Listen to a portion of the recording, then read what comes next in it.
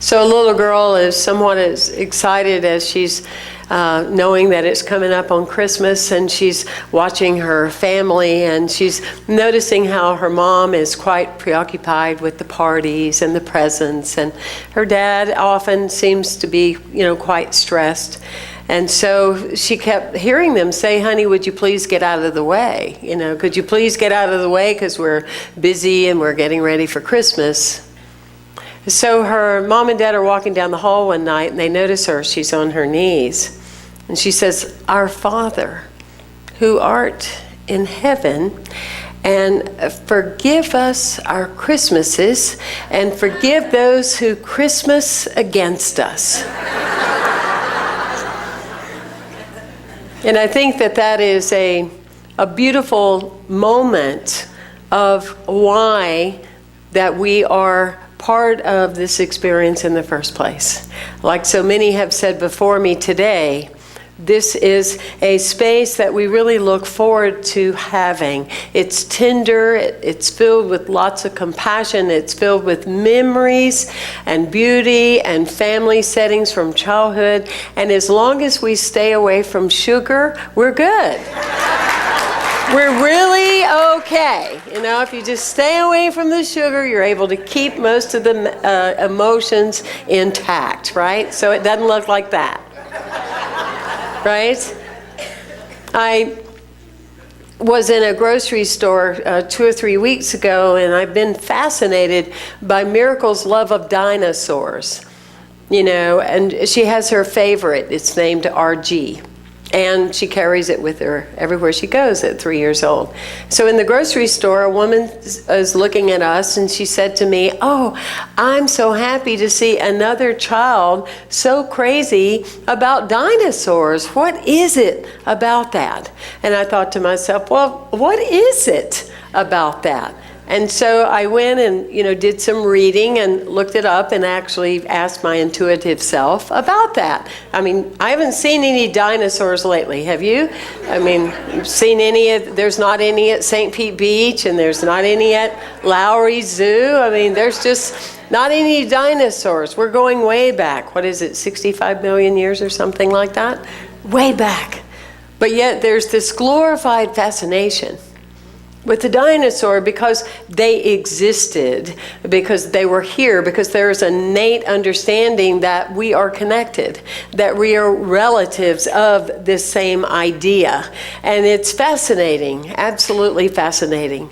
When you think about it in the same way we feel as adults, and at this time of year, we're so innately gathering this energy of what it means to be joyful, because it's something that we carry in our DNA since the beginning of time, to make a joyful noise unto the Lord. It's our birthright, right?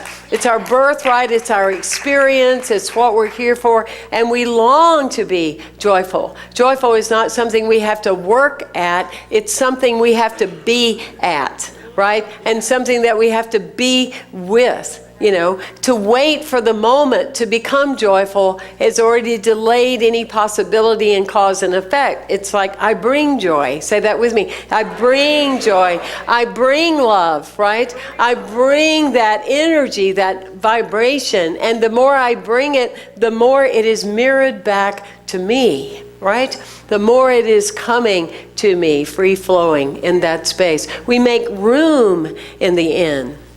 And while you're going through these processes of the next several days, make room in your inn. Find time to create silence for yourself, that you regroup and you have the stillness so that you can be into this birthing process of coming into the beauty that you are. God manifesting as God. Wow. And that's Christ. How beautiful is that? In 1903, December the 17th, Wilbur and Orr Wright created a moment in history that would be remembered forever, in that they flew the first plane ever for 59 seconds and went 850 feet. What a moment. right? And they're so excited that they go to the local telegraph office and they send to their sister Catherine, guess what we did? We flew for 59 seconds. We'll be home soon for Christmas. And she's all excited and she goes to the local newspaper. I thought you would want to know this. I thought you would want to know that my brothers have actually created this moment, that they were able to fly for 59 seconds. Wow, and they're coming home, right? And the editor of the paper went, thank you for sharing. And on the page number 6, the Wright brothers are coming home for Christmas. Missed the whole point. Missed the whole point of something so newsworthy of what it was really about in the story. That is what it is about for us in the story, is to make a joyful noise. Unto the Lord, unto the law, with gladness, to be in that energetic field and in that energetic presence. When we look at metaphysically this season in shamanism, we celebrated every year, my teacher and I, and we celebrated the idea that Mary represents the feminine aspect of our soul. And Joseph represents our thought process, right? And the donkey represents our metaphysical life. I'm not going there, so don't even laugh. Not today. I'm not going there. No, I'm walking straight. And Bethlehem represents the destination we're longing for. The stable is what nurtures us to the place to be born. For many, First Unity has been your stable. You've said that. The Unity teaching for me at 19 years old was my stable. It was the first time I heard a language that resonated with my soul code, that made sense, so the real me could be born.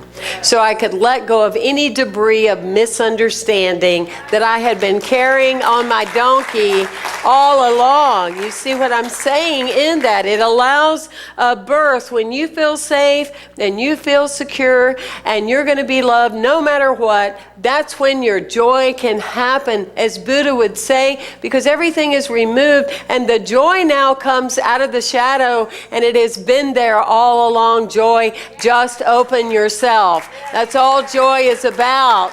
Is that don't hold back. Don't be in the closet. Don't spare the world by not being who you are, because we don't need any more of those. We need people that are in their theology, their religiosity, their spirituality to make this joyful presence that they were here, as we talked about last week, and because you were here, and so it is. And when we go back to this holiday, this Christmas story, then we have the shepherds that represent the parts of ourselves that know that there's something ahead, but yet we allow fear to hold us back. And the angels in our story are always telling us there's absolutely nothing to be afraid of. Turn to somebody and say, fear is made up stuff. It's just made up stuff. It's just made up stuff. It's just made up stuff, right? Just made up stuff. And the wise men represent that part within us that may not know, but knows there's something within us that does know. It is the wise, it is that space, it is that sacred knowing of what is. We've mailed a few packages this year, few cards, and we, like so many of you, that's not our main focus. We forgive those who Christmas against us. We're not all about that. It's not really what it's about, and it's just choices that we all make of what, I always say, give your energy freely to whatever you've decided, but don't let it zap you, because it means you're not being authentic. right? But anyway, I was just thinking about how, when you fill out the right address, you can have your destination, but if you don't have that 5-number zip code, it will probably never arrive to where it's going, or it will take it a very long time. And that's our soul code. That's who we are. That's our knowing. That's our zip code, our internal zip code of who we are. So my knowing for you this Christmas is I wish you the 4 bones in your life. I love these. I wish you the funny bone. May you always laugh at yourself. You will sooner or later. You might as well do it now. Right? May you have the hollow bone. Let mysteries of life find you. Don't have your calendar so booked up that you're not able to have some unexpected, some unknown find you and follow you. Yes. Have your wishbone. Always have something you're dreaming towards, so that you know that your dreams are waiting on you to come true. Have something that you're stepping in that is expressing more of what you don't know about yourself. That makes you very interesting and subject material to be talked about. It's very important, right? If people aren't talking about you, you are just stagnant. Get a cup of coffee, okay? That would be the other. And finally, have your backbone. Have your backbone. Wherever you are, speak the truth to your own understanding. Be bold. Be brave. Be willing, without judgment, to allow yourself to speak who you are. Thank you for being here today. Thank you so much.